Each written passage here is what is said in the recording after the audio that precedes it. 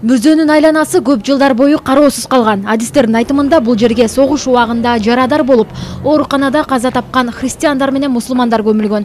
Башкача айтканда, бейитте кыргызстандыктар гана эмес, союздук республикалардын солдаттарынын сөөгү жатат. Тактайчага 58 адамдын ысымы жазылган. Маалыматтарга караганда, алардын саны мындан да көп болушу ыктымал. Бул жер ушу көп жылдан бери каралбай калыптыр. Анан Первомай администрациясы менен бирдикте ушул жерди биз реконструкция кылдык, тегерек четин тосуп, дагы бүткөн жок толук. Бул жерде дагы брусчаткалар коюлат, скамейкалар коюлат. Анан бул жерде кайтаранга дагы ушу биз каражаттарды карап атабыз.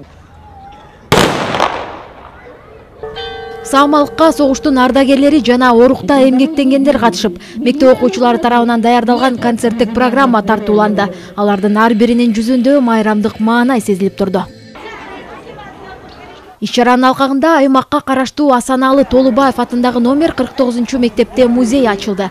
Музейге ардагерлердин эрдиги, азыркы муундардын жетишкендиги, деги эле Кызыл аскердин өрнөктүү иштери тууралуу материалдар коюлган. Бул музей ушул балдарыбызды биздин улуу муундардын эрдиги, улуу муундардын мекенге болгон сүйүүсү биздин балдар үчүн үлгү болот. Биз ушул балдарды ошолордун өрнөгүндө тарбиялагыбыз келет.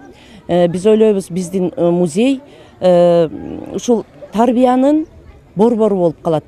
Демилге мектеп жамааты тарабынан райондук администрациянын колдоосу менен улуу жеңиштин 70 жылдыгына арналып ишке ашты. Альбина Сулайманова, Медер Жанбейшев, Коомдук 1 канал.